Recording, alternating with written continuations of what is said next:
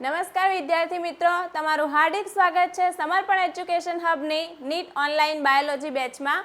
હું પન્ના પટેલ છેલ્લા 6 વર્ષથી નીટ, સીબીએસઈ અને જીએસઈબીના વિદ્યાર્થીઓને બાયોલોજી ભણાવું છું અને આપણું પણ જે ક્લાસ 12 છે એનું સેકન્ડ ચેપ્ટર એટલે કે માનવ પ્રજનન એ આપણે એની અંદર ઓલરેડી 5 લેક્ચર લઈ લીધા છે। આજે આપણે છઠ્ઠો લેક્ચર લેવાના છે જેનું નામ છે ફલન અને ગર્ભસ્થાપન। જો વિદ્યાર્થી મિત્રો આના આગળના લેક્ચર તમે અટેન્ડ કરવાના રહી ગયા હોય તો એની ચિંતા કરવાની જરૂર નથી, કારણ કે આપણો આ જે બેચ છે તો એ બેચમાં જેટલા પણ લેક્ચર થવાના છે એની પીડીએફ નોટ અને એના રેકોર્ડેડ લેક્ચર છે જે તમને સમર્પણ એજ્યુકેશન હબની એપમાં જશો તો તમને ફ્રીમાં મળવાના છે। તો જો કોઈ વિદ્યાર્થી આના આગળના લેક્ચર અટેન્ડ કરવાના રહી ગયા હોય તો એમણે એનરોલ કરીને એ જે સમર્પણ એજ્યુકેશન હબની એપ છે એના પરથી જોઈ લેવાના છે। તો વિદ્યાર્થી મિત્રો, ચાલો હવે આપણે ફરીથી એક નવો ટોપિક શરૂ કરીએ છીએ, ફલન અને ગર્ભસ્થાપન। આના આગળના લેક્ચરનું થોડું જો આપણે યાદ કરીએ તો સૌથી પહેલાં આપણે શું શીખ્યા હતા? નર પ્રજનન તંત્ર, પછી આપણે માદા પ્રજનન તંત્ર શીખ્યા હતા, પછી આપણે શુક્રકોષ બનાવ્યા હતા એટલે કે શુક્રકોષ જનનની પ્રક્રિયા શીખ્યા હતા, પછી આપણે અંડકોષ જનન શીખ્યા હતા જેમાં અંડકોષ બનાવ્યા હતા। હવે આપણે આજનો જે ટોપિક છે જેમાં આપણી પાસે શુક્રકોષ બી બની ગયેલા છે અને અંડકોષ બી બની ગયેલા છે, તો એ બંનેને જોડવાના છે અને એ જોડવાની પ્રક્રિયા એટલે કે ફલન। તો એના વિશે આપણે સૌથી પહેલાં શીખીશું। તો ચાલો વિદ્યાર્થી મિત્રો, આપણે સ્ટાર્ટ કરીએ છીએ ફલન અને ગર્ભસ્થાપન કેવી રીતે થાય છે તે। તો સૌથી પહેલાં શું થશે તો આપણે યાદ કરીશું માદા પ્રજનન તંત્રને। માદા પ્રજનન તંત્રમાં એક શું હતું? એક હતું ગર્ભાશય, અને ગર્ભાશયમાં આ જે સૌથી અંદરનું સ્તર જે છે એ શું છે? એ જે છે એ એન્ડોમેટ્રિયમ છે, અથવા આપણે એને શું કહીશું? અંતઃસ્તર। તો આ શું છે? અંતઃસ્તર છે, અથવા આપણે એને શું કહીશું? એન્ડોમેટ્રિયમ। હવે વિદ્યાર્થી મિત્રો શું થશે તે ખાસ ધ્યાન આપજો। આગળની રચનાને પણ થોડી યાદ કરી લઈએ તો અહીંયા આ જે ભાગ છે કે જે ગર્ભાશય સાથે જોડાયેલો છે, પછી અહીંયા આ રીતે થોડો પહોળો ભાગ છે, પછી આ રીતે ગળણી આકારનો ભાગ છે। આ જે રચના છે જેને આપણે કીધું હતું અંડવાહિની અથવા ફેલોપિયન ટ્યુબ, બરાબર। આ બાજુ પણ કંઈક એવી જ રચના છે,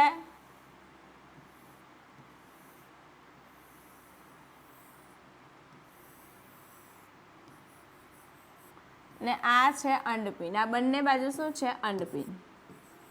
ચાલો હવે ફલનમાં શું થશે તે શું થશે કે જ્યારે સંવર્ધન કરવામાં આવશે, મેઠૂનની પ્રક્રિયા થશે નર અને માદા વચ્ચે, ત્યારે વીર્યસેચન થશે। એટલે શું થશે કે જે શિશ્ન છે,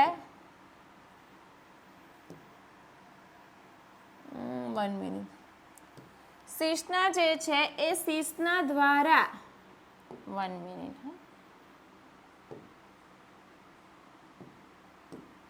આ સમજી લો કે આ શિશ્ન છે, તો એ શિશ્ન જે છે એ ક્યાં દાખલ થશે? સંવર્ધનની પ્રક્રિયા દરમિયાન। તો આ જે ભાગ છે એ સ્ત્રીના ગર્ભાશયનો યોનિ માર્ગ છે। તો સમજો વસ્તુને, જ્યારે કઈ પ્રક્રિયા થાય છે? સંવર્ધન, અથવા આપણે એને કહીશું મેઠૂન।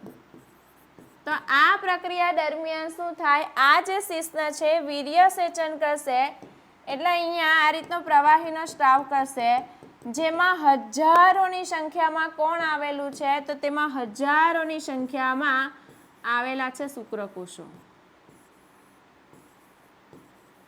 આ શું છે? શુક્રકોષો।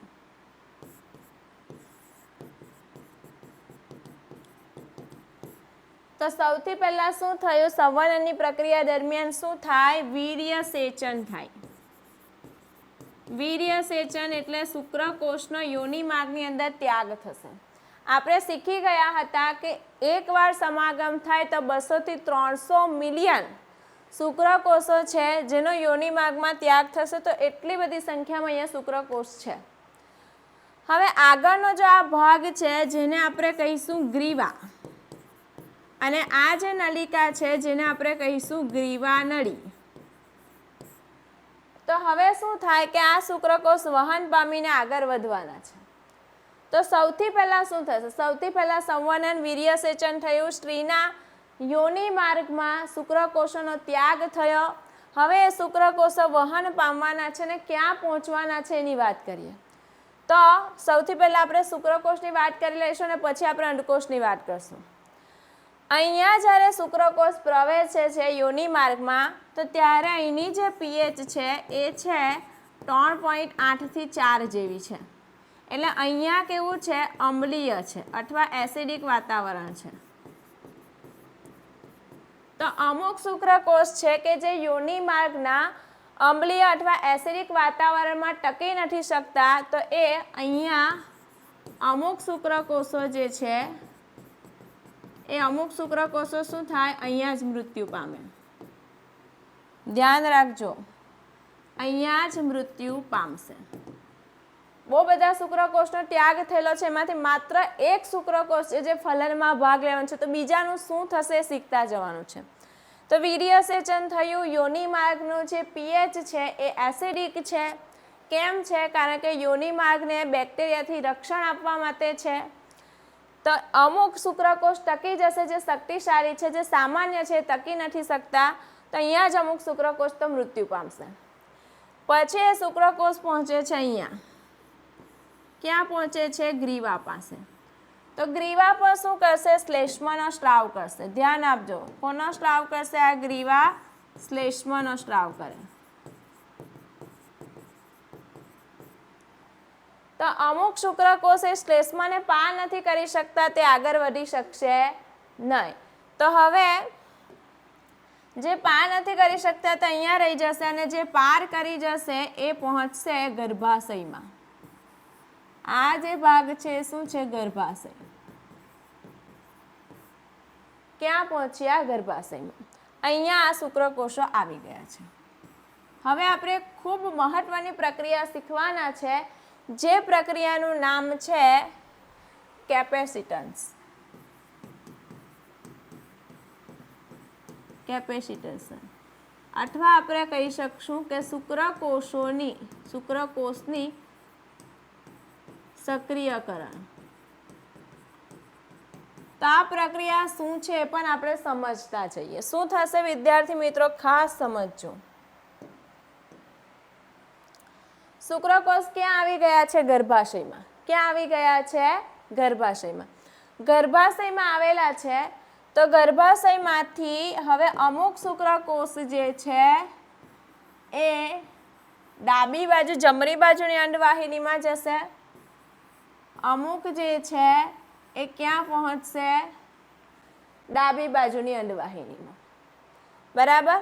કેપેસિટન્સ એટલે શું થશે? એક એવી જૈવ રાસાયણિક પ્રક્રિયા છે કે જેમાં શુક્રકોષો સક્ષમ બનશે અંડકોષને ફલિત થવા માટે. તો કેવી રીતે બનશે એની વાત કરીએ. તો અહીંયા પહેલાં લખી નાખીએ કે આ શું છે? તો કેપેસિટન્સ શું છે? આ એક જૈવિક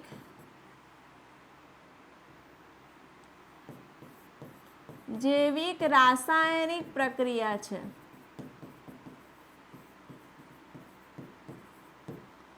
જેમાં શું થાય? જેમાં શુક્રકોષો સક્રિય બને. શાના માટે સક્રિય બનશે? તો અંડકોષને ફલિત કરવા.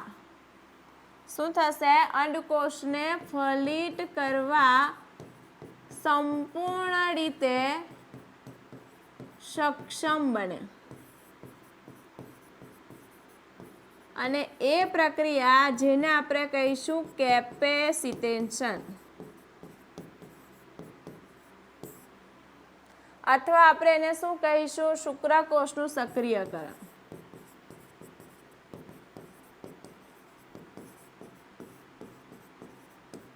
હવે આપણે એ શીખવાનું છે કે પ્રક્રિયા થશે કેવી રીતે. તો એના માટે તમને થોડી શુક્રકોષની રચના તો યાદ હોવી જ જોઈએ કે શુક્રકોષ પાસે જો આપણે રચનાની વાત કરીએ તો ધ્યાન આપજો, શુક્રકોષની રચના કંઈક આવી હતી.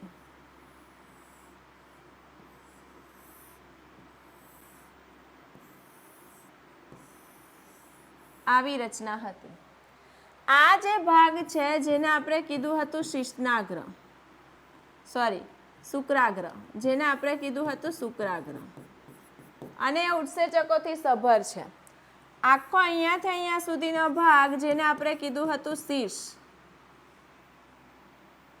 શું કીધું હતું? શીર્ષ. આ ભાગને આપણે કીધું હતું ગ્રીવા. અહીંયા બહુ બધા કણાભસૂત્ર ધરાવતો ભાગ છે જેને આપણે કીધું હતું મધ્ય ભાગ, અને આ જે છે એ છે પૂંછડી. તો આ શુક્રકોષ છે જેને આપણે સક્રિય બનાવવાનો છે કે જેથી કરીને અંડકોષને ફલિત કરી શકે. એ પ્રક્રિયા એટલે શું છે? કેપેસિટેશન. શું થશે તે સમજો. તો જ્યારે શુક્રકોષ છે, સમજી લો કે આ રીતે વીર્ય છે. વીર્યની અંદર શુક્રકોષ આવી રીતે છે. તો એ શુક્રકોષ ફરતે આવરણ હશે. આ શુક્રકોષ છે તો એની ફરતે આવરણ હશે. આ રીતે આવરણ છે. આખા શુક્રકોષ ફરતે આ રીતે આવરણ છે. આ આવરણ શાનું છે? એ આવરણ શાનું છે? તો એમાં શું છે તે સમજો. એની સાથે વીર્ય ચોંટેલું છે. વીર્ય ચોંટેલું છે. એની પાસે છે બીજું શું છે? તો એની પર ગ્લાયકોપ્રોટીન છે. શું છે? ગ્લાયકોપ્રોટીન છે. ને અમુક જે છે એ અવરોધકો છે. આ બધું ક્યાં હાજર છે? શુક્રકોષની ફરતે છે. કેમ હાજર છે?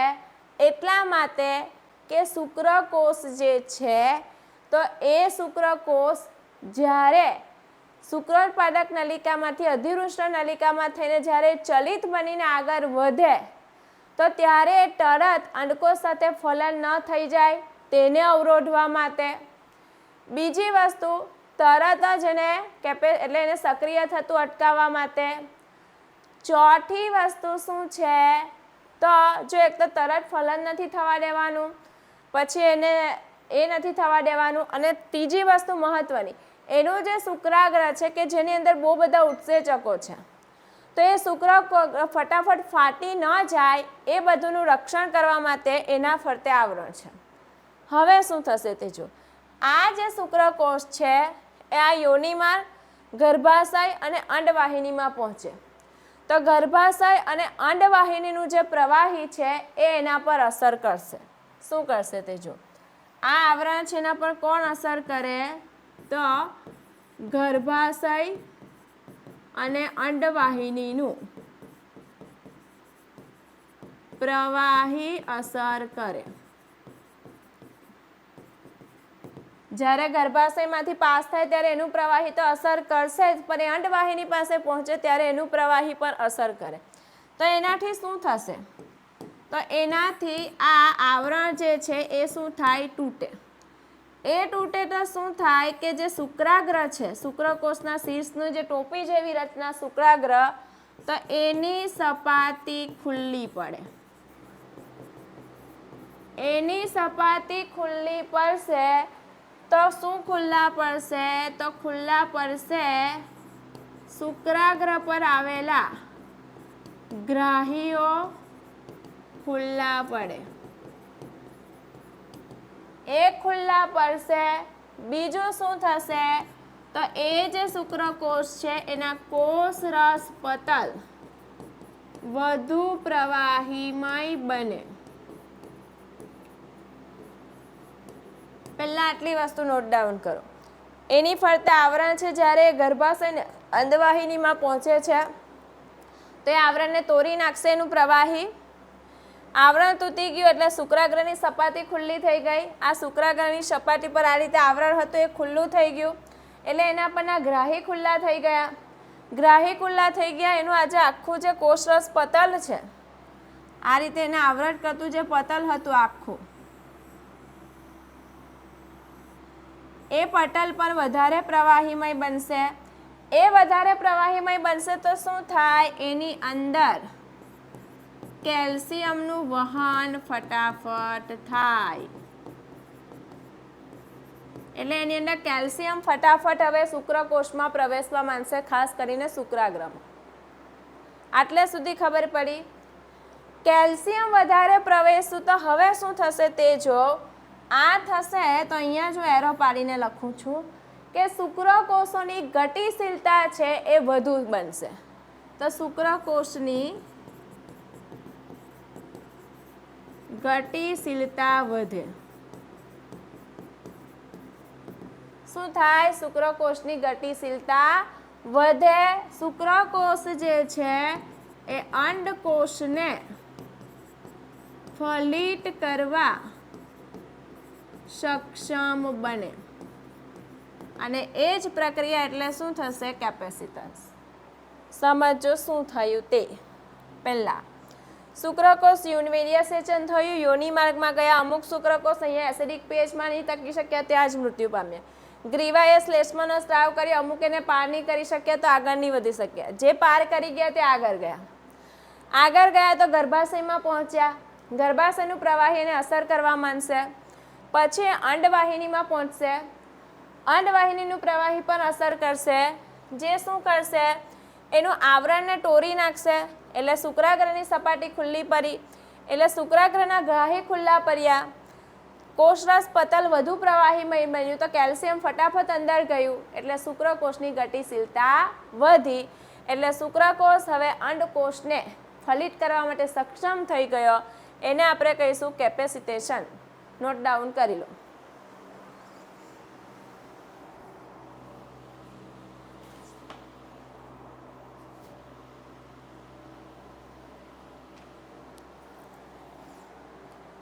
ચલો હવે આટલું થઈ ગયું છે. હવે અહીંયા આવી જઈએ આકૃતિ પર. જો આ જે ભાગ છે જેને કહીશું અંડપિંડ, આ જે છે જેને આપણે કીધું છે ફિમ્બરી, આ ભાગ છે જેને આપણે કીધું છે અંડવાહિનીની વાપ. ધ્યાન આપજો. અહીંયા જે પહોળો ભાગ છે જેને આપણે કીધું છે ટુંબિકા અને આ ભાગ જેને આપણે કીધું છે ઇથમસ. અને આ બંનેને જોડતો ભાગ એટલે ઇથમસ ટુંબિકા જોડાણ સ્થાન. ખૂબ મહત્વનું સ્થાન છે. શું થશે તે ખાસ સમજજો. શું થશે, જો અહીંયા અંડકોષ છે, અંડપિંડે આ રીતે અંડકોષ બનાવ્યો. આપણે એક અલગ કલરથી લઈ લઈએ. અંડપિંડમાં આ રીતે અંડકોષ મુક્ત થયો. કયો, દ્વિતીય પૂર્વ અંડકોષ. કયો કોષ છે, દ્વિતીય. ફિમ્બરી એને પકડી લીધો. ફિબ્રીમાંથી જાય અંડવાહિની નિવાપમાં. આપણે અંડવાહિનીના આવરણ પણ શીખ્યા હતા. તો અંદર આ રીતે પક્ષમીય આવરણ છે અને અહીંયા વચ્ચે સ્નાયુ સ્તર છે. તો એ આવરણ અને આ પક્ષમીય આવરણ છે કે જે આ પેરિસ્ટાટિક એટલે ખુલે બંધ થાય, ખુલે બંધ થાય, સંકોચન શિથિલન, સંકોચન શિથિલન એ પ્રક્રિયા કરીને આ અંડકોષ છે જેને આગળ વધારશે, આગળ વધારશે, આગળ વધારશે. એ અંડકોષ અહીંયા આવશે. કઈ જગ્યાએ આવશે, ઇથમસ ટુંબિકા જોડાણ સ્થાને. આ કયો અંડકોષ છે આવેલો છે, એ દ્વિતીયક પૂર્વ અંડકોષ છે. કેવો છે, એકકીય છે. હવે જો બહુ બધા શુક્રકોષ એકસાથે વહન પામી રહેલા હતા. મારે જવું છે અંડકોષના ફલન કરવા, મારે જવું છે, પણ કોઈ એક જ હશે કે જેનું કેપેસિટન્સ થશે અને એ જ શુક્રકોષ છે જે અહીંયા પહોંચશે. હવે એક વસ્તુ મહત્વની, જો શુક્રકોષ અહીંયા આવી જશે, શુક્રકોષ અહીંયા આવી જશે, પણ જો તે જ સમયે અહીંયા અંડકોષ નથી આવ્યું તો ફલન થશે નહીં. તો ફલન થવા માટે સૌથી મહત્વની વાત શું છે, ફલન માટે અંડકોષ અને શુક્રકોષ બંને એક જ સમયે ઇથમસ તુંબિકા સ્થાને પહોંચવા જોઈએ.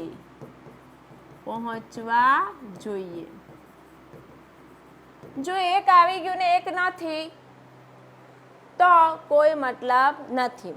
અને એ સમયગાળો ખાસ કરીને આપણે ઋતુચક્ર શીખ્યા તો 13મો દિવસ ત્યારે શુક્રકોષ પહોંચે અને 13મા દિવસ, 14મો દિવસ અને 15મો દિવસ એને આપણે ફલન સમયગાળો કહીશું. કારણ કે શું થશે, 14મા દિવસે અંડકોષ મુક્ત થશે પછી પણ એ 24 કલાક જીવી શકશે. અંડકોષ અહીંયા બનશે કેટલા કલાક? મુક્ત થવાના 24 કલાક, સોરી 48 કલાક. એ 48 કલાક જીવે.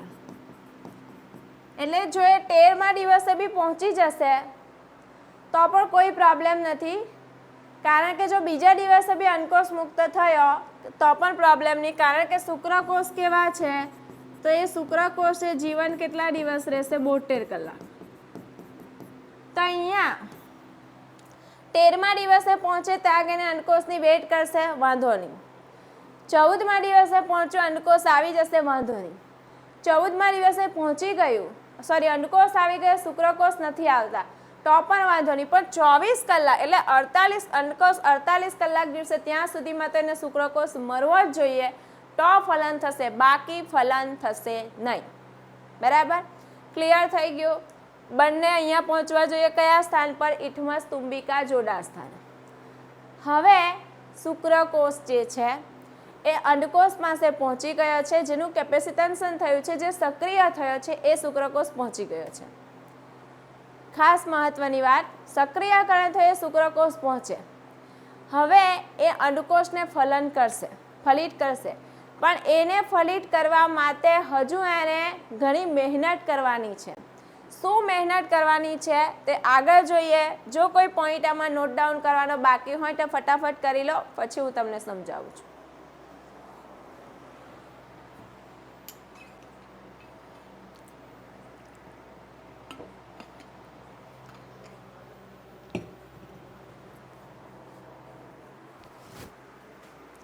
ચાલો હવે અહીંયા ધ્યાન આપજો.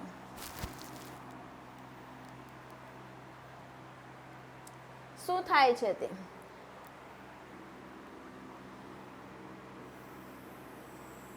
સમજી લો કે આ જે છે એ અંડકોષ છે. કયો અંડકોષ? દ્વિતીયક પૂર્વ અંડકોષ છે.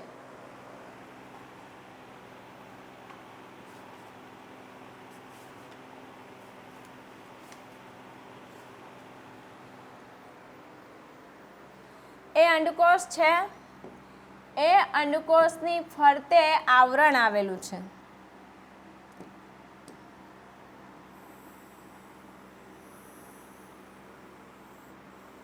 એની ફરતે એક આવરણ આવેલું છે જે ગ્લાયકોપ્રોટીનનું બનેલું છે, અકોષીય છે અને જારુસ્ટર છે. આ આવરણ જે છે જેને આપણે શું કહીશું તો એ જે છે એ શું છે? એ છે ઝોના પેલ્યુસિડા. આ કોષ કયો છે તો એ છે દ્વિતીયક પૂર્વ અંડકોષ. ને આ જે છે એનું શું છે? એનું કોષરસ પટલ છે. કોષરસ પટલ છે, નોટ ડાઉન કરજો. એની ફરતે પણ શું આવેલું છે? એક આવરણ આવેલું છે. અને એ જે આવરણ છે, જે આવરણ કયું આવરણ છે એની પણ આપણે વાત કરીએ તો આ જે છે આપણે અહીંયા પણ એક આવરણ છે.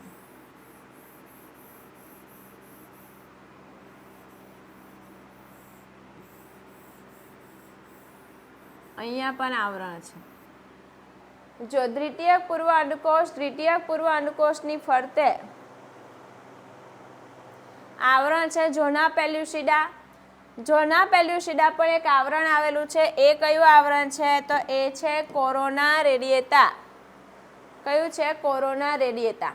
આ આવરણ છે. શું છે?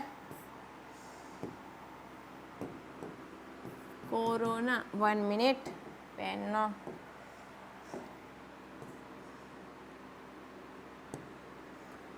કોરોના રેડિયેટા આ આવરણ છે અને એની ફરતે પણ આવી રીતે બધા કોષો છે. 1 મિનિટ. આવી રીતે બધા કોષો છે. જ્યારે ઇથમસ ટુંબિકા જોડાણ સ્થાન પાસે દ્વિતીયક પૂર્વ અંડકોષ આવેલો છે ત્યારે કંઈક એની આવી રચના છે. હવે શું થશે તે સમજો. શુક્રકોષ જે છે કે જે સક્રિય થયો છે એ શુક્રકોષ અહીંયા આવશે. અહીંયા આવશે. બહુ બધા શુક્રકોષ અહીંયા આવેલા છે. પણ બધા શુક્રકોષમાંથી કે જે સૌથી સારી રીતે સક્રિય થયો છે તે જ આને આ કોરોના રેડિયેટા અને ઝોના પેલ્યુસિડાને પાર કરીને દ્વિતીયક પૂર્વ અંડકોષ પાસે પહોંચી શકશે. તો અહીંયા શુક્રકોષ આવેલા છે તો પહેલાં તો શુક્રકોષે કોરોના રેડિયેટા છે એ પળને તોડવું પડશે. પછી એને શું તોડવું પડશે? ઝોના પેલ્યુસિડાને. અને આ વચ્ચે જે જગ્યા છે એને આપણે કહીશું પેરીવિટેલાઇન અવકાશ. સમજો. શુક્રકોષે કોને પાર કરવાનું છે? અહીંયા લખું છું સાઈડ પર. તો શુક્રકોષ જે છે એને કોને પાર કરવાનું છે? એક તો કોરોના રેડિયેટા અને બીજું ઝોના પેલ્યુસિડા. આને પાર કરવાનું છે.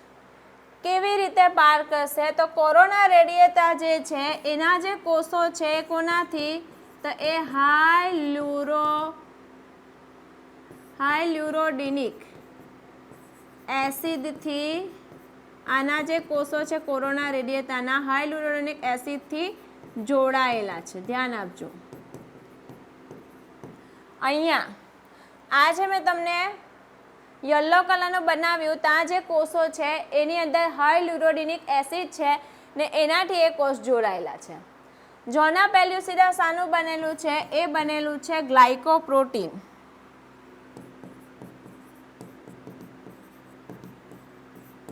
શું થશે તે સૌથી મહત્વની વાત સમજજો. અહીંયા આ શુક્રકોષ પહોંચે જે સક્રિય થયો છે મતલબ કે એના શુક્રાગ્રની સપાટી ખુલ્લી પડી છે અને શુક્રાગ્રના ગ્રાહી છે ખુલ્લા પડ્યા છે. તો એનું જે શુક્રાગ્ર છે કોણ? શુક્રાગ્ર. એ શુક્રાગ્ર હવે આની સાથે પ્રક્રિયા કરવાનું છે. એ જે શુક્રાગ્ર છે એ શું કરશે?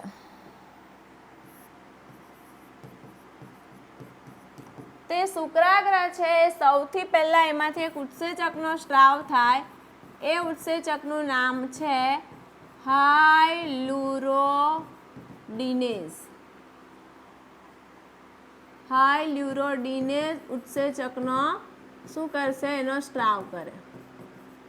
કોણ? શુક્રકોષનું શુક્રાગ્ર. એ સ્ત્રાવ કરશે તો સમજી લો કે આ રીતે અહીંયા એને સ્ત્રાવ કર્યો. આ હાઇલ્યુરોડિનેઝ ઉત્સેચક છે. એ શું કરશે? તો હાઇલ્યુરોડિનિક એસિડનું પાચન કરી નાખશે. આ ઉત્સેચક શું કરશે? હાઇલ્યુરોડિનિક એસિડને તોડે. એસિડને તોડે એટલે શું થાય? કોરોના રેડિયેટાનું પર છે એ તૂટે. કોષ છૂટા પડી જશે એટલે કોરોના રેડિયેટા તૂટી જશે. એટલે આ જે શુક્રકોષ છે જે અહીંયા આવી ગયો છે હવે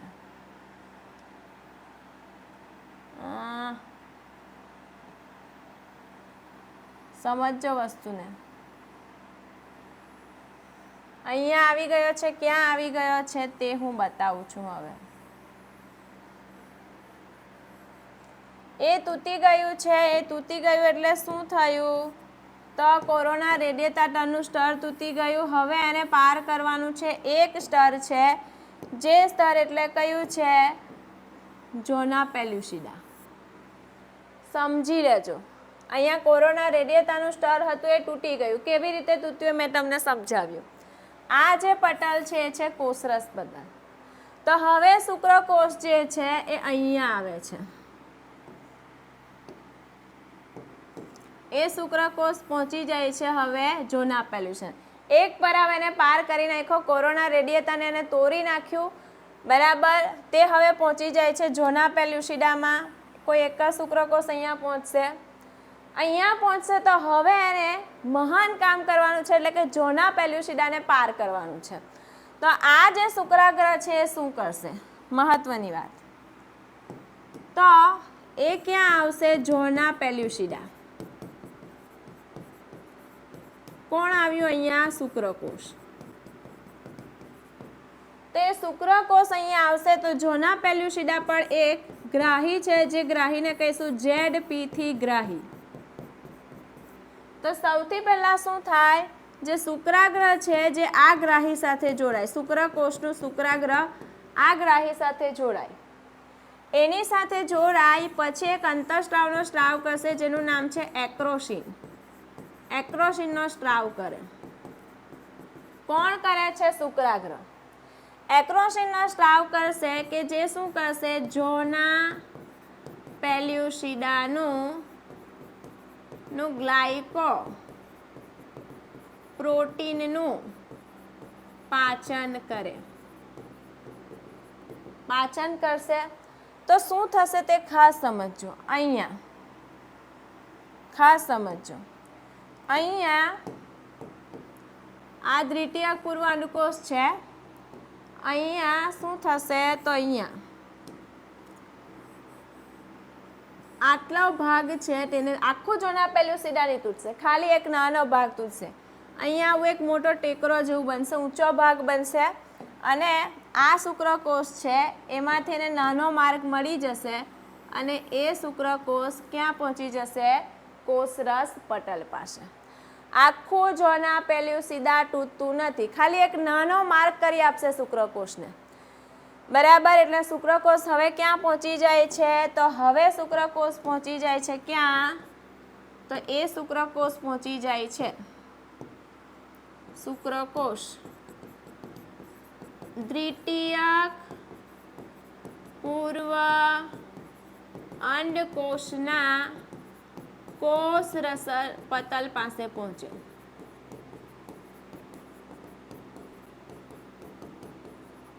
નોટ ડાઉન કરી લો ફટાફટ.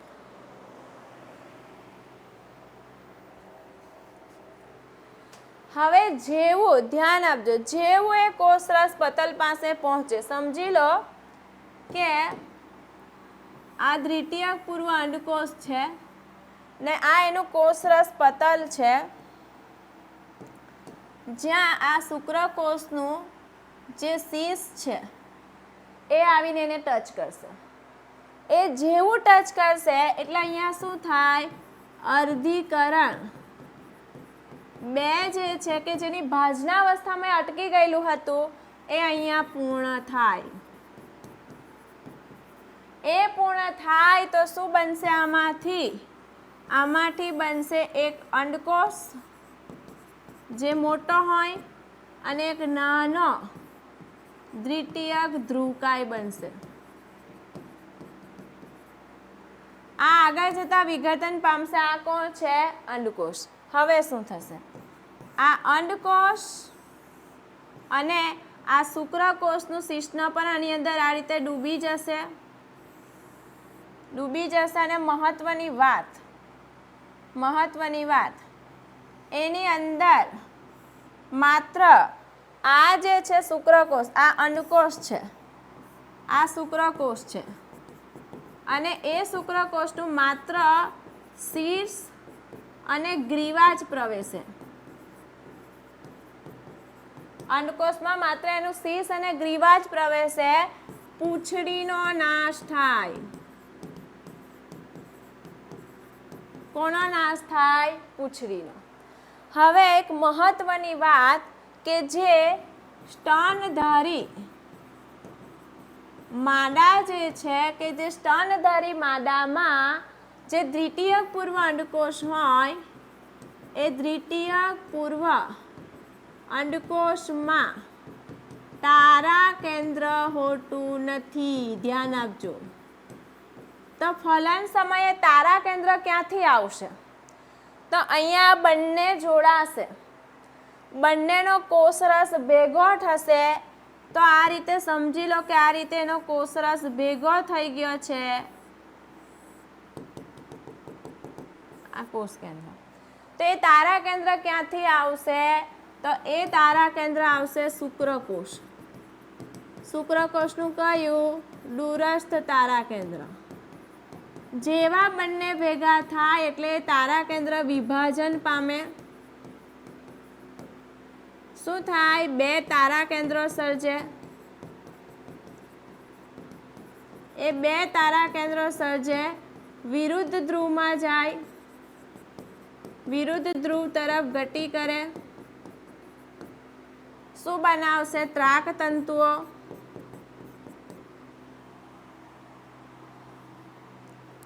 શું બનાવશે? ત્રાક તંતુ. ત્રાક તંતુઓ બનાવે અને હવે વિભાજન શરૂ થાય. અને આ બંને જોડાઈને હવે એક કોષ બની જશે. જે કોષ એટલે એને આપણે કહીશું ફલિતાંડ.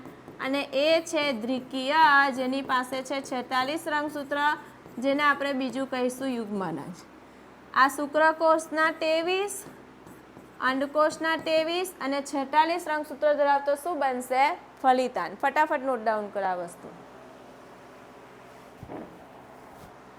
જો શું થયું? દ્વિતીયક પૂર્વ આના કોષરસ પટલમાં જેવું ટચ થાય એટલે એનું બીજું અર્ધીકરણ પૂર્ણ થાય, અંડકોષ બને અને દ્વિતીયક ધ્રુવકાય બને, એનું વિઘટન થઈ જશે. શુક્રકોષનું શીર્ષ અને ગ્રીવા એની અંદર પ્રવેશ એટલે શીર્ષની અંદર જ કોષ કેન્દ્ર બી આવી ગયેલું છે. એનું ડીએનએ પણ પ્રવેશી જશે, આનું ડીએનએ પણ પ્રવેશી જશે. એ થઈ જશે, કોષરસ ભેગો થઈ જશે. પછી બંને જોડાઈને એક કોષ બનશે અને આપણે ફલિતાંડ કહીશું. બરાબર? આ એક્સ્ટ્રા વસ્તુ છે જે તમારે ખાસ યાદ રાખવાની છે. હવે આ ફલિતાંડ ક્યાં બન્યો છે? ક્યાં બન્યો છે ફલિતાંડ? તો એ જે ફલિતાંડ છે એ અહીંયા બનશે. ક્યાં? ઇથમસ તુંબિકા જોડાણ સ્થાને. અને ફલિતાંડ કેવો છે? દ્વિકીય છે. ફટાફટ નોટ ડાઉન કરો.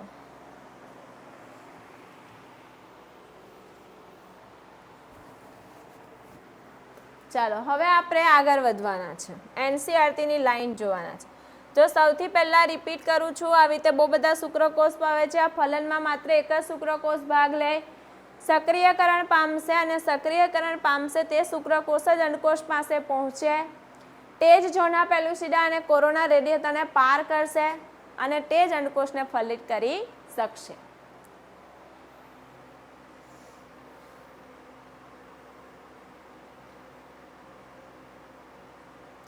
ચલો અહીંયા થિયરી પણ જોતા જઈશું. સંવનન અને મેઠુન દરમિયાન વીર્ય અને યોનિ માર્ગમાં ઠાલવવામાં શું મુક્ત થાય? મુક્ત કરવામાં આવશે. ચલિત શુક્રકોષ ઝડપથી તરે, ગ્રીવા દ્વારા ગર્ભાશયમાં પહોંચે, અંતે અંડવાહિનીના ઇથમસ તુંબિકા જોડાણ સ્થાને પહોંચે.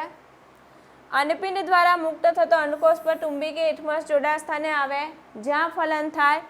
ફલન ફક્ત ત્યારે જ થાય જ્યારે અંડકોષ અને શુક્રકોષ એક સાથે તુંબિકી ઇથમસ જોડાણ સ્થાને વહન પામે.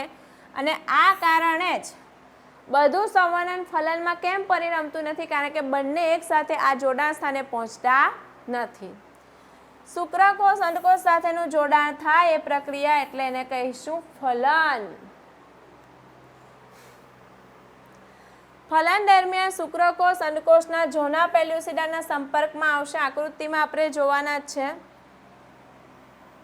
આ આકૃતિ છે આપણી બુકની, જેમાં તમે જોઈ શકો છો કે આ જે ગુલાબી રંગનું સ્તર છે એ ઝોના પેલ્યુસિડા છે.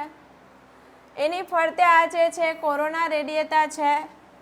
બહુ બધા શુક્રકોષ છે જે એક જ હશે, જે કોરોના રેડિયેટા પછી ઝોના પેલ્યુસિડા અને અંડકોષ પાસે પહોંચે.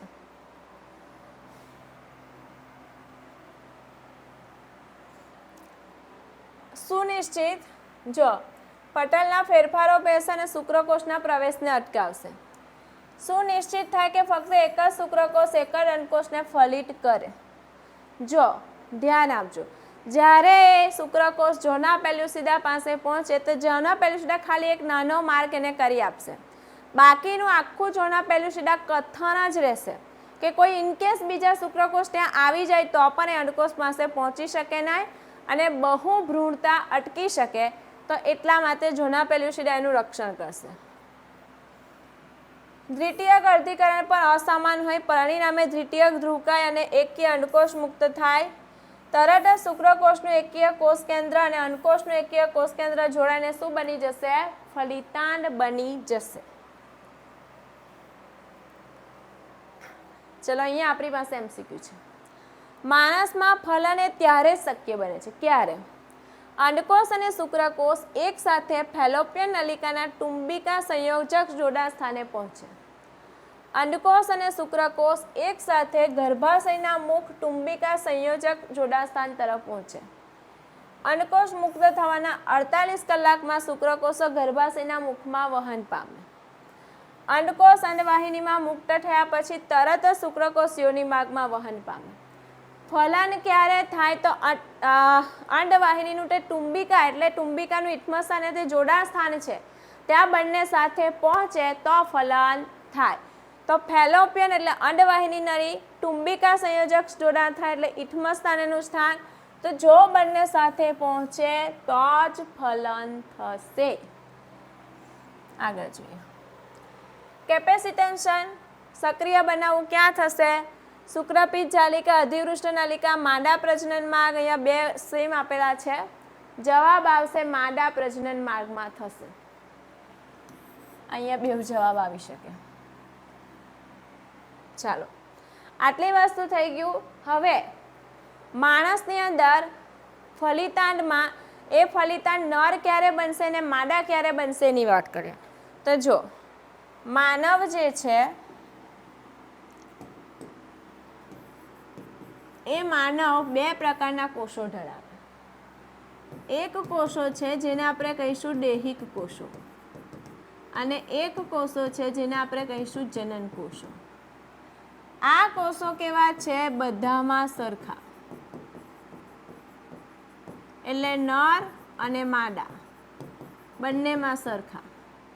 જનન કોષની વાત કરીએ તો એમાં જે માદા હશે તો એમાં જે લિંગી રંગસૂત્રની જોર હશે જે XX ધરાવશે અને જે નર હશે એ XY ધરાવશે. હવે જ્યારે જન્યુ બને ત્યારે અહીંયા 100% અંડકોષ છે કે જેમાં કોણ આવશે? X જ આવશે. એટલે બધા જ અંડકોષમાં X આવશે. નરમાં શું થાય? 50% શુક્રકોષો છે એ 50% શુક્રકોષોમાં X આવશે અને 50% શુક્રકોષો જે છે એ શુક્રકોષોમાં આવશે Y. હવે જો અંડકોષ આ અને આ શુક્રકોષ ફલિત થાય તો XX, આ અને આ ફલિત થાય તો XY. જો અહીંયા XX બન્યું તો આ ફલિતાંડ જે છે એ ફલિતાંડમાંથી કોણ વિકાસ પામશે? માદા. અને અહીંયા XY બન્યું તો એ ફલિતાંડ છે એ ફલિતાંડમાંથી બનશે નર. તો સમાજમાં જ્યારે કોઈ કુટુંબ છે કે જેને છોકરા જોઈએ છે અને એ સ્ત્રી છોકરાને જન્મ આપી શકતી નથી ત્યારે એને દોષિત ગણવામાં આવે છે.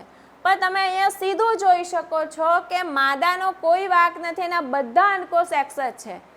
પુરુષ કયા શુક્રકોષથી એને ફલિત કરે એના પર ડિપેન્ડ થશે કે એ ફલિતાંડ નર બનશે કે માદા બનશે.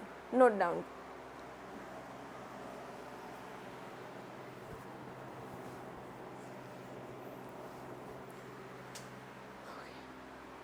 ચાલો આગળ વધીએ.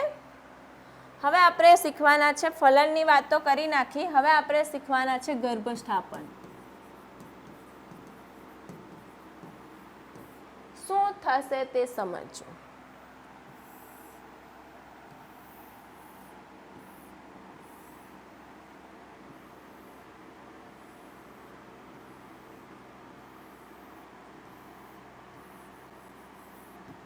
અહીંયા સમજી લો કે અહીંયા બન્યો છે, આ બનેલો છે, કયું સ્થાન છે? ઇથમસ, ટુંબિકા, જોડાણ સ્થાન. અને આ બનેલો છે ફલિતાંડ, જે એક કોષ છે, માત્ર એક કોષ છે. અહીંયા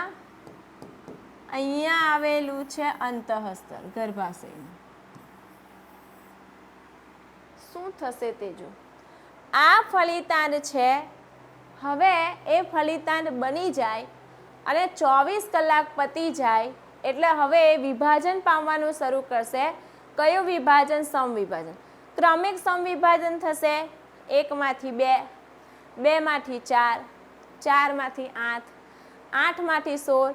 એવી રીતે વિભાજન પામતો પામતો એ અંડવાહિનીમાંથી ક્યાં આવશે? ગર્ભાશયમાં. અને પછી એનું સ્થાપન થશે. તો સમજો, અહીંયા સમજાવું છું. અહીંયા સમજો કે આ ફલિતાંડ છે, આ છે ફલિતાંડ. 24 કલાકે એ શું કરશે? વિભાજન શરૂ કરે. 24 કલાકે વિભાજન શરૂ થાય અને આ સમવિભાજન છે. અને એ સમવિભાજન છે જેને આપણે કહીશું વિખંડન. એ પ્રક્રિયા એટલે વિખંડન, ક્લીવેજ. શું થશે તે જો. અહીંયા આ જે ફલિતાંડ છે એવરો ને એવરો જ રહેશે. એની અંદર 2 કોષ બનશે. પહેલું સંભાજન, 2 કોષ. આ જે કોષ બન્યા એ કોષને આપણે કયા કોષ કહીશું? ગર્ભ કોષથી કોષો. તો 6 કલાકે વિભાજન પૂર્ણ થશે ત્યારે આ 2 કોષ બને. 6 કલાકે વિભાજન શરૂ થાય ને 6 કલાકે 2 કોષ બને. પછી બીજા દિવસના અંતે અહીંયા ફલિતાંડ જે છે એનું કદમાં ફેરફાર થશે નહીં. અહીંયા લખજો, ફલિતાંડનું કદ બદલાતું નથી. વિભાજન થાય પણ ફલિતાંડનું કદ બદલાતું નથી. માત્ર કોષોની સંખ્યા વધે છે. આ નોટ ડાઉન કરજો. કોષરસની વધશે પણ એ કોષરસ વહેંચાશે. અહીંયા 2 બન્યો તો પહેલા આટલા મોટા હતા પણ હવે એનું કદ નાનું થઈ જશે. હવે બનશે 4.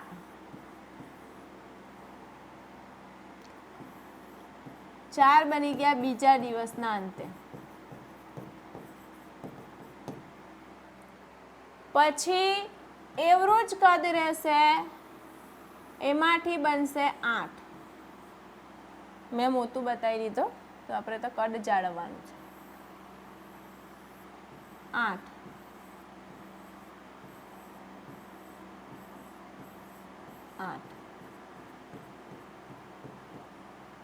આ 8 કોષીય છે. આ કેટલા છે? 4 કોષો છે. આ કેટલા બનશે? ત્રીજા દિવસના અંતે.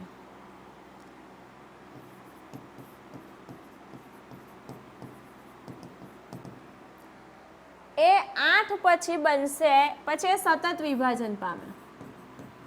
સતત વિભાજન એટલે વિખંડન પ્રક્રિયા થશે અને એમાંથી બનશે 16. જો આમાં કદ ફલિતાંડ જેવડું જ છે બરાબર, માત્ર કોષોની સંખ્યા વધે છે. તો અહીંયા આ રીતે 16 બની જશે.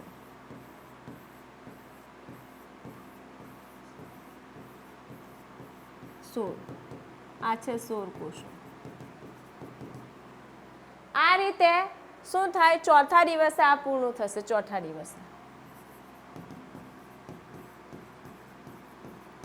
હવે જો આ 8 કોષો અને 16 કોષો બરાબર. અહીંયા મેં ભલે આવી રીતે થોડું છૂટું છૂટું બતાવ્યું છે, હું ડ્રો જ કરી નાખું છું. થોડી મને સમય આપો, 1 મિનિટ.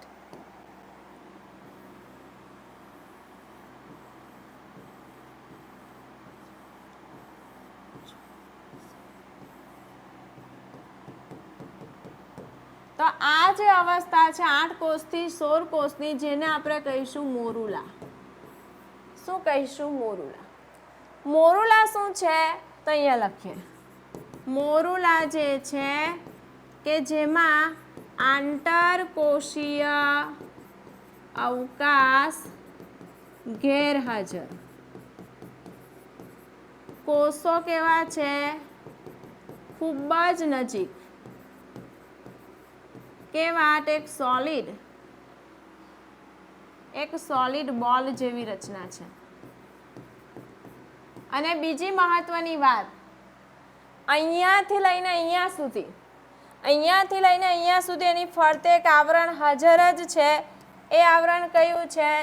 તો આની ફરતે બી ઝોના પેલ્યુસિડા છે, આની ફરતે બી ઝોના પેલ્યુસિડા છે, આની ફરતે બી ઝોના પેલ્યુસિડા છે, અહીંયા બી છે ને અહીંયા બી છે. કેમ? કારણ કે એને ફલિતાંડનું રક્ષણ કરવાનું છે. હવે તમને સવાલ એ થાય, ઝોના પેલ્યુસિડાને તો આપણે તોડી નાખેલું, પણ મેં તમને કીધું ઝોના પેલ્યુસિડા શુક્રકોષને ખાલી એક નાનો માર્ગ કરી આપશે, આખું તૂટતું નથી. એટલે અહીંયા સુધી ઝોના પેલ્યુસિડા છે. બરાબર? ફટાફટ આ નોટ ડાઉન કરો.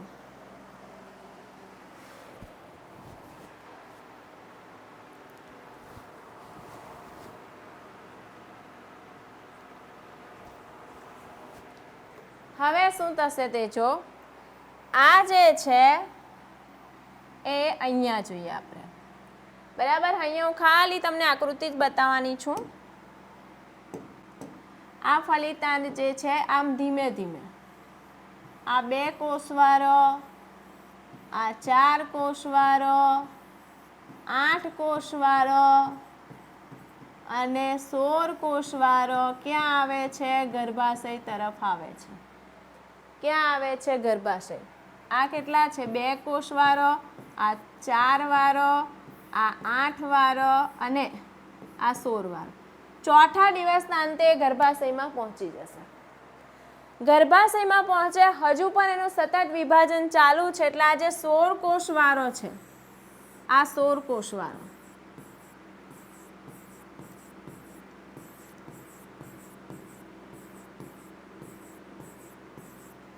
આ કયો છે? 16 કોષવાળો મોરુલા છે. એ 16 કોષવાળો ક્યાં પહોંચે? ગર્ભાશયમાં. ગર્ભાશયમાં પહોંચે, અહીંયા હજુ એનું વિભાજન થશે અને કદ એનું એ જ રહેશે. હા, અને એમાંથી 16માંથી બનશે આવી રીતે 32.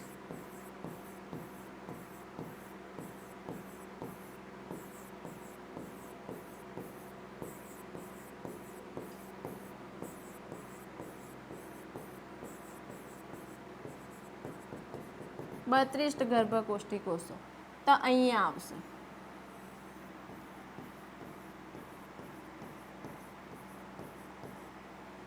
હજુ એનું વિભાજન થશે, 32 ના 64 પર બનશે. બરાબર?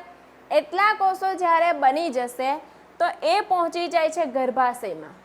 તો ગર્ભાશયમાં આ જે સ્તર છે જેને આપણે શું કીધું છે? એન્ડોમેટ્રિયમ. એ એન્ડોમેટ્રિયમ છે કેવું છે? ગ્રંથીય છે. ગ્રંથીય સ્તર છે. તો એના જે કોષો છે એ શું કરશે? પ્રવાહીનો સ્ત્રાવ કરે. આના કોષો શું કરશે? પ્રવાહીનો સ્ત્રાવ કરે. એ પ્રવાહીનો સ્ત્રાવ કરે જેને આપણે કહીશું ગર્ભાશય દૂધ. એ ગર્ભાશય દૂધ જે છે એ આ રીતે આ જે બધા કોષો છે જેની અંદર એનો પ્રવેશ થશે આ કોષોમાં. એટલે અહીંયા એ ગર્ભાશય દૂધ છે એનો પ્રવેશ થશે. પ્રવેશ થશે તો હવે એ જે છે તો એ કોષો વચ્ચે જગ્યા બનવા લાગશે, કારણ કે ત્યાં પ્રવાહી આવી જશે. પ્રવાહી આવી જશે, જગ્યા બનવા લાગશે, તો હવે એનું અહીંયાથી કંઈક આવી રચના બનશે. અહીંયા હું બતાવું છું, જગ્યા નથી એટલા માટે. એની રચના કઈ આવી બનશે અને આવી બની જશે. અમુક કોષ છે આ રીતે બહારના ભાગમાં ગોઠવાઈ જશે. આવી રીતે અમુક કોષ આ રીતે બહારના ભાગમાં ગોઠવાઈ જશે અને અમુક કોષો જે છે જે આ રીતે વચ્ચે કોષોનો સમૂહ બનાવશે. બરાબર. આ જે કોષક છે એને આપણે કહીશું પોષક સ્તર. જે પોષક સ્તર છે જેને ઇંગ્લિશમાં કહીશું ટ્રોપોપ્લાસ્ટ. આ જે છે જેને આપણે કહીશું અંતઃકોષ સમૂહ. ધ્યાન આપજો. અને આ જે કોથળી બની એ કોથળીને આપણે કહીશું ગર્ભકોષ્ઠ કોઠરી. અને એ ગર્ભકોષ્ઠ કોથળી અહીંયા બની જશે. અહીંયા આવી રીતે એ અહીંયા આવીને બની ગઈ. એ અહીંયા બની જશે. હવે અંતઃ સ્તર છે એની સાથે ચોંટી જશે.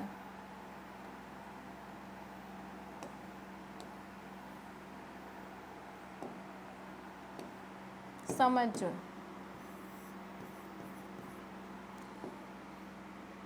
આ શું છે? આ અંતઃ સ્તર. અહીંયા એ ગર્ભકોષ્ઠ કોથળી આવશે અને અહીંયા એનું સ્થાપન થઈ જશે. આ પોષક સ્તર છે જે અંતઃ સ્તરમાં સ્થાપિત થશે. આ પોષક સ્તર હું બીજા કલરથી બતાવું છું. ચાલો, આ પોષક સ્તર છે કે જેનું અંતઃ સ્તરમાં સ્થાપન થશે. ક્યાં સ્થાપન થાય? અંતઃ સ્તરમાં સ્થાપન થાય. ને આ જે અંતઃકોષ સમૂહ છે એમાંથી ગર્ભ વિકાસ થશે. સંપૂર્ણ ગર્ભ વિકાસ થાય.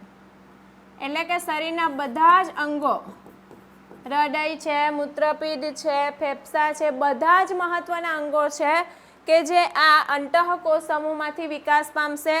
પોષક સ્તર છે એને પોષણ પૂરું પાડશે અને એનું સ્થાપન ક્યાં થયું છે? અંતઃ સ્તરમાં, ગર્ભાશય.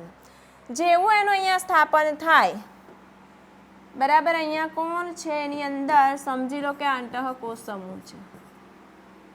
જેવું સ્થાપન થાય એટલે ગર્ભાશયની પેશી શું કરશે તે સમજો. આ ગર્ભાશયની પેશી જે છે એના કોષો જે છે એને આ રીતે ઘેરી લેશે. આ રીતે એને સંપૂર્ણ ઘેરી લેશે. કોણ?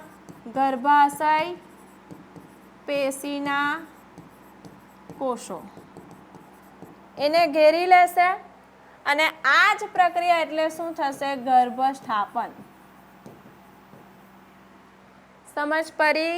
શું થયું? રિપીટ કરીએ. ચાલો, અહીંયા એઠમા સ્તંભિકા જોડાણ સ્થાને ફલિતાંડ બન્યો. 24 કલાક એનું વિભાજન એને શરૂ કરશે. પહેલું વિભાજન થશે. બરાબર. આ કયું આવરણ છે? લખી દઉં છું અહીંયા. જોના પેલ્યુસિડા. બરાબર. 2 બનશે. બીજા દિવસના અંતે 4, ત્રીજા દિવસના અંતે 8, ચોથા દિવસના અંતે 16. 8 થી 16 છે ને મોરુલા કહીશું. કોષો એકબીજાની નજીક છે, કોઈ આંતરકોષીય અવકાશ નથી. એ મોરુલા જે છે અહીંયા સુધી ફલિતાંડનું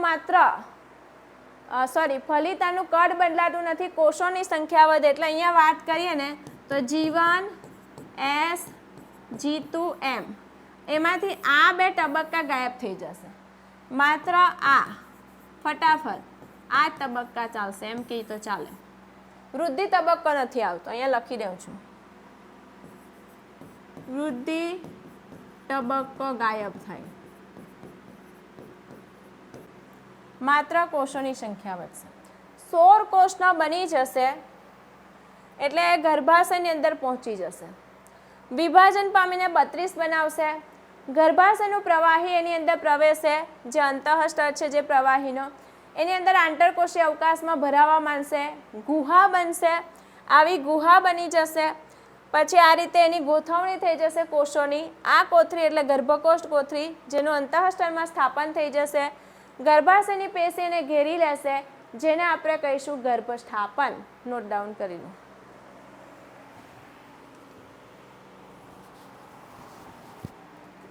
તો આપણે બીજો ટોપિક છે ફલન પછી ગર્ભસ્થાપન, એ પણ પૂર્ણ કરી નાખ્યો. ચાલો બુકની આકૃતિ જોઈએ. શું થાય છે જો શુક્રકોષ મરે, ફલિતાંડ બન્યો હશે. અહીંયા તમને આકૃતિ બતાવેલી છે ABC. સીમાં અહીંયા ફલિતાંડ બની ગયો, શુક્રકોષ આવીને મર્યા. અહીંયા આ રચના છે, 2 કોષ બન્યા. અહીંયા 4 કોષ બન્યા, પછી 8 કોષથી 16 કોષોનો સમૂહ એટલે અહીંયા છે એ અહીંયા આવી જશે, અહીંયા આવશે આ 32 કોષોનો સમૂહ છે અને આ ગર્ભકોષ કોથળીનું સ્થાપન થઈ જશે. બરાબર, તો આ પણ આકૃતિ યાદ રાખવાની છે. ચાલો હવે એનસીઈઆરટીની લાઈન પણ આપણે છોડવાની નથી, તો તે જોઈએ. ફલિતાંડ જ્યારે અંડવાહિનીના ઇથમસ દ્વારા ગર્ભાશય તરફ પ્રસાર થતો હોય ત્યારે તેમાં સમવિભાજન શરૂ થાય, જેને આપણે કહીશું વિખંડન કે ક્લીવેજ. 2, 4, 8, 16, 12 કોષોનું નિર્માણ થાય એ કોષોને કહીશું ગર્ભકોષ્ઠી કોષો. 8 થી 16 કોષો યુક્ત ગર્ભ છે જેને કહીશું મોરુલા. શું કહીશું? મોરુલા. મોરુલા સતત વિભાજન પામતું રહે, ગર્ભાશય તરફ આગળ વધે અને એમાંથી કોથળી બનશે, ગર્ભકોષ્ઠ કોથળીમાં રૂપાંતરિત થાય. શું થાય? ગર્ભકોષ્ઠ કોથળીના બહારના સ્તરમાં ગર્ભકોષ્ઠી કોષો છે જેને આપણે કહીશું પોષક ટ્રોપોપ્લાસ્ટ. પોષક કોષો સાથે જોડાયેલા અંડરના કોષોનો સમૂહ એને કહીશું અંતઃકોષ સમૂહ. પોષક સ્તરના કોષો ગર્ભાશયના અંતઃસ્તર સાથે જોડાય ને અંતઃ સમૂહ ગર્ભ તરીકે વિભેદિત પામે. મોટે ભાગેના અંગોનું નિર્માણ અહીંયાથી થશે. ગર્ભાશય કોષો ઝડપથી વિભાજન પામશે, ગર્ભકોષ્ઠ કોથળીને ઘેરી લેશે. પરિણામ સ્વરૂપે ગર્ભકોષ્ઠ કોથળી ગર્ભાશયના અંતઃસ્તરમાં સ્થાપિત થાય, જેને આપણે કહીશું ગર્ભસ્થાપન. અને પછી શું થવાનું છે? ગર્ભધારણ છે, એટલે 9 મહિના સુધી એ બાળકનો ગર્ભીય વિકાસ થવાનો છે. બરાબર, ચાલો એમસીક્યુ. કોલમ 1 અને કોલમ 2 આપેલી છે. અહીંયા 1 છે પણ લખાયું નથી. વિખંડન છે, ગર્ભકોષ્ઠી છે, મોરુલા છે ને ગર્ભસ્થાપન છે. વિખંડન એટલે શું? 2, 4, 8, 16, 12 કોષોનો સમૂહ. બરાબર, ફલિતાંડમાં સમવિભાજનની શરૂઆત. 8, 16 ગર્ભકોષ્ઠી કોષો, ગર્ભકોષ કોથળી ગર્ભાશયના અંતઃસ્તરમાં સ્થાપન થાય. તો અહીંયા આપણે આ ખબર છે તો ફટાફટ લખી દઈએ કે W આવશે. આમાં W આવશે તો એ પણ શોધતા રહેવાનું. તો તમને એમ તો અહીંયા જ આન્સર દેખાય છે, ચેક કરીએ. મોરુલા એટલે 8 થી 16 કોષોનો સમૂહ Y છે. આ સાચું થયું, આ પણ સાચું થયું. ગર્ભકોષ્ઠ કોથળીના કોષો, ગર્ભકોષ કોથળી એટલે 2, 4, 8, 12 કોષોનું નિર્માણ થાય ને આપણે ગર્ભકોષ્ઠી કોષો કહીશું. અને ફલિતાંડમાં સમવિભાજનની શરૂઆત એ પ્રક્રિયા એટલે શું થશે? વિખંડન. તો અહીંયા આપણે જોઈ શકીએ આપણો ઓપ્શન એ સાચો આન્સર છે. નર પ્રશુક્રકોષ અને માદા પ્રશુક્રકોષના સંમિલનથી દ્વિતીય યુગ્મનજ કોષ કેન્દ્ર બને છે. હવે ફલિતાંડ કોષ છે ને આપણે શું કહીશું? એને આપણે કહીશું ફલિતાંડ. શું કહીશું? ફલિતાંડ. મોરુલા અવસ્થા સતત વિભાજન પામી તેને ખાલી જગ્યા કહે છે. મોરુલા અવસ્થા સતત વિભાજન પામીને શું બનાવશે? ગર્ભકોષ્ઠ કોથળી બનાવશે. તો અહીંયા આપણે આ કહીશું. તો વિદ્યાર્થી મિત્રો, આજે આપણે એક ટોપિક કમ્પ્લીટ કરી નાખ્યો છે, ફલન અને ગર્ભસ્થાપન. હવે પછીના લેક્ચરમાં આપણે ગર્ભસ્થાપન કરાવી દીધું છે. હવે ગર્ભધારણ 9 મહિના સુધી બાળક માતાના ગર્ભમાં કેવી રીતે રહેશે, એને પોષણ કોણ આપશે, દરેક મહિને એની અંદર શું બદલાવ આવતા જશે એ ટોપિક શીખીશું. એના બાદ એ બાળકની 9 વર્ષની ગર્ભાવસ્થા પડશે, બાળક માતાને કહેશે કે હવે મારે બહાર આવવું છે. એ પ્રક્રિયા એટલે પ્રસૃતિ. પ્રસૃતિ બાદ એ બાળકને આપણે પોષણ આપવાનું છે એટલે કે દુગ્ધસ્રાવ. તો એ ટોપિક બાકી છે જે હવે આપણે નેક્સ્ટ લેક્ચરમાં શીખીશું. જો વિદ્યાર્થી મિત્રો આજે આપણે ખૂબ સરસ રીતે ટોપિક શીખ્યા છે, નોટ બનાવવાની છે, વચ્ચે કોઈ અટેન્ડ કરવાનું રહી ગયું છે તો ચિંતા કરવાની જરૂર નથી. લેક્ચર જે રેકોર્ડેડ છે તમને સમર્પણ એજ્યુકેશન હબની એપ પરથી મળી રહેશે. બરાબર, તો ચાલો હવે આપણે નેક્સ્ટ લેક્ચરમાં મળીશું.